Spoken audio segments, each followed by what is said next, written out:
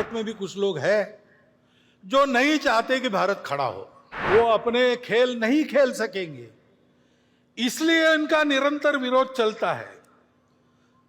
विरोध करने के लिए किसी विचारधारा का आवरण ये लोग ओढ़ लेते हैं। तो उद्देश्य दूसरा ही रहता है, अपना उल्लू सीधा करने का रहता है। भारत में भी कुछ लोग हैं जो नहीं चाहते कि भारत खड़ा हो,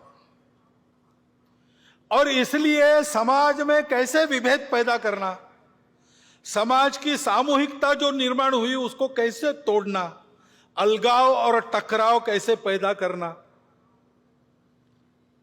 ऐसा वो प्रयास करते हैं। अपनी असावधानी के कारण, अपने अविवेक और परस्पर अविश्वास के कारण हम भी कभी कभी उसमें फंस जाते और अप्रत्याशित उपद्रव खड़े हो जाते। क्योंकि भारत का उत्थान होगा तो कलह मिटेंगे, भारत का उत्थान होगा तो दुख जाएगा, शोषण जाएगा।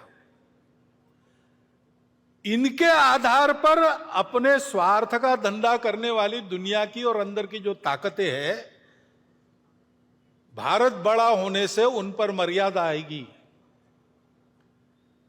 वो अपने खेल नहीं खेल सकेंगे, इसलिए इनका निरंतर विरोध चलता है।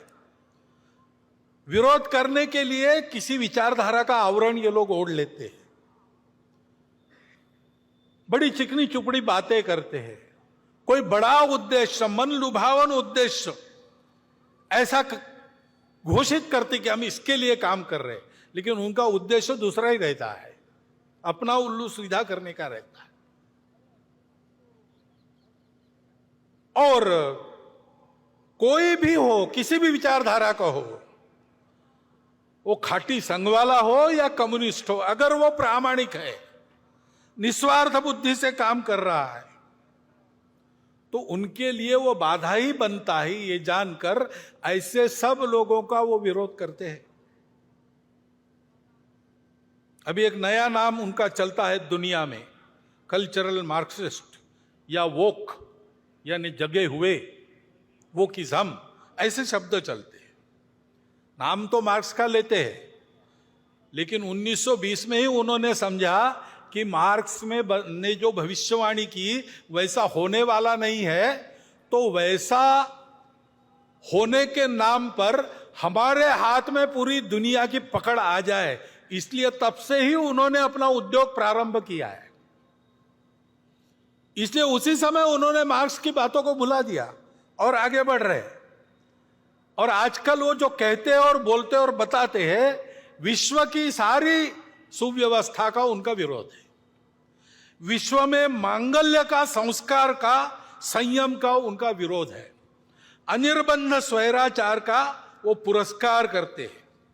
ये पुरस्कार सहज हो जाए, जोर से हो जाए, इसलिए माध्यमों को और अकादमियों में अपना वर्चस्व स्थापित कर उनका उपयोग करते हैं। देश की शिक्षा को भ्रष्ट करते हैं, देश के संस्कार को भ्रष्ट करते हैं, राजनीति, सामाजिक वातावरण, इन सबको भ्रम और भ्रष्टता का शिकार बनाते हैं।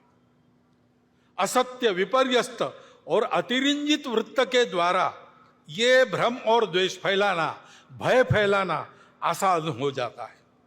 उसके चलते जो झगड़े बनते हैं, उन झगड़ों में उलझाकर समाज को अपनी पकड़ में लाना, अपनी अधिसत्ता में फांसना, ये वो करते हैं।